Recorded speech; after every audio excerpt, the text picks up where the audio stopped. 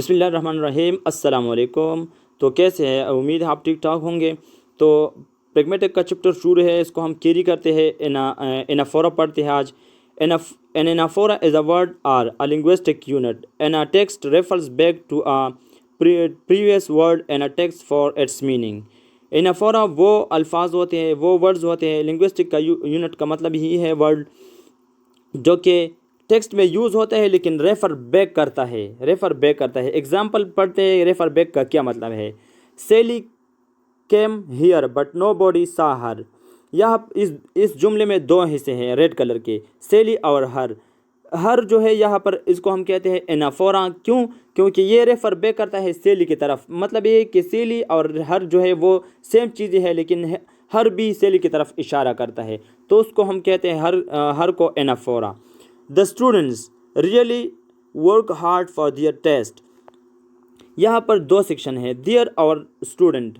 ये दियर जो है वो रेफर बैक करता है स्टूडेंट की तरफ, तो ऐसे वर्ड्स को हम कहते हैं जो रेफर बैक करता है, उसको हम कहते हैं anaphora.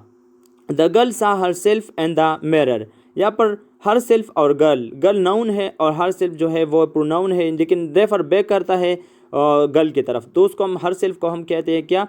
Anaphora. Cataphora an a word or linguistic unit in a text refer to ideas later and the text.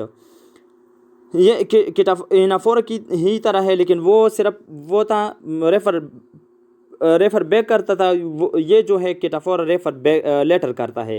He because he was very cool David put on his coat. यहाँ पर ये जो रेड कलर का ही जो है ये pronoun है और डेविड जो है इसकी तरफ रेफर लेटर करता है, तो ये जो प्रोनाउन है इसको हम कहते हैं कैटाफोरा। Although some might do so, I will not buy a new car. यहाँ पर जो है रेड कलर की डू सो जो है वो रेफर लेटर करता है किसकी तरफ? Buy a new car. Refer later का मतलब ये है कि दोनों एक ही चीज़ें हैं, दोनों के दरमियान एक रिलेशन है, सिमिलरिटी का एक रिलेशन है, तो उसको हम कहते हैं डू सो को हम कहते हैं कैटाफोरा, क्योंकि ये रेफर लेटर करता है buy a new car bike की तरफ। एंटीसीडेंट पढ़ते हैं। एटामोलॉजी का मतलब है हिस्ट्री ऑफ द वर्ल्ड। ये एंटीसीडेंट वर्ड जो है ये लैटिन से आया है, दो अल्फाज से बना है। एक एंटी है, एक सीडेस है। एंटी का मतलब है बिफोर और सीडेस का मतलब है to go. Before to go हम पढ़ते हैं डिफिनीशन में। An antecedent is an expression, word, phrase, clause, sentence. Expression का ये मतलब है that gives its meaning to a proform का मतलब है प्रोनाउन, प्रोवर्ब्स, प्रोएडवर्ब्स। दूसरे डेफिनेशन पढ़ के फिर एक्सप्लेनेशन पे आते हैं। In a simple word, an antecedent is a noun that comes before the use of the pronoun in a sentence. Antecedent बस सादा ही दोनों डेफिनेशन का एक मतलब है कि एंटीसीडेंट नाउन होते हैं, ये प्रोनाउन से पहले जुमले में इस्तेमाल होते हैं। When Mary felt unwell she rushed to the nearby hospital. यहाँ पर मेरी जो है मेरी एंटीसीडेंट है, ये प्रोनाउन शी प्रोनाउन है, सेंटेंस में इससे पहले इस्तेमाल हुआ है।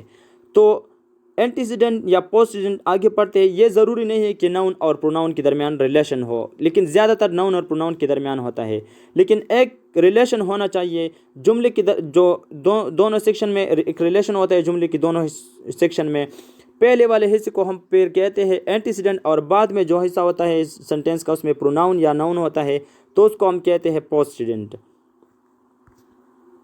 पोस्टसीडेंट एटामोलॉजी भी बिल्कुल उसी तरह है। दो वर्ड से बना है। पोस्ट का मतलब है आफ्टर या बिहाइंड, और सीडेस का मतलब है टू गो।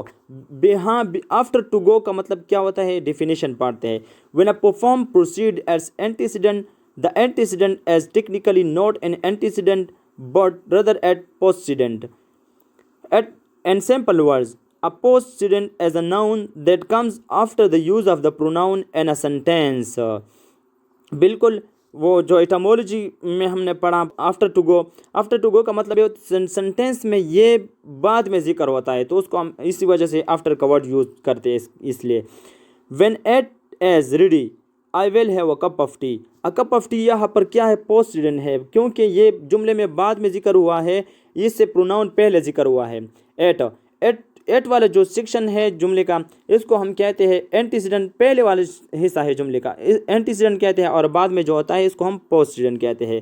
पोस्टसीडेंट जब नाउन बाद में जिक्र होता है जुमले में, इसके लिए प्रोनाउन पहले जिक्र हो, तो बाद वाली जो नाउन है उसको हम कहते हैं पोस्टसीडेंट। अगर नाउन पहले हो जुमले में, इसके लिए प्रोनाउन जो है बाद में हो, तो उस पहले वाले नाउन को हम कहते हैं एंटीसीडेंट। मेन कंसेप्ट क्या है एनाफोरा, कैटाफोरा या एंटीसीडेंट पोस्ट इंसिडेंट का मेन कंसेप्ट, और इन चारों के दरमियान रिलेशन क्या है।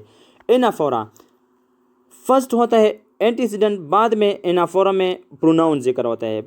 एंटीसीडेंट को हम नाउन कहते हैं ना, जब नाउन जुमले में पहले आ जाए और प्रोनाउन बाद में आ जाए तो उनको हम लिंग्विस्टिक में कहते हैं एनाफोरा। कैटाफोरा का क्या मतलब है, जब जुमले में अपोजिट है एनाफोरा के, जब जुमले में प्रोनाउन पहले जिक्र हो, उसके लिए नाउन बाद में आ जाए तो उसको हम कहते हैं कैटाफोरा। तो वो एग्जांपल पढ़ते हैं, when it is ready I will have a cup of T.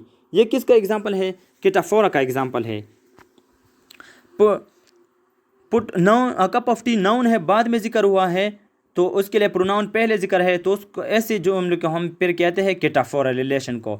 I will have a cup of T when it is ready, तो जुमला बिल्कुल अपोजिट करते हैं, कप ऑफ टी को पहले जिक्र करते हैं, बाद में जो प्रोनाउन इसके लिए जिक्र करते हैं, तो ऐसे रिलेशन को हम क्या कहते हैं एनाफोरा। जब नाउन पहले हो और प्रोनाउन बाद में हो तो उसको हम कहते हैं एनाफोरा रिलेशनशिप या एनाफोरा रेफरेंस।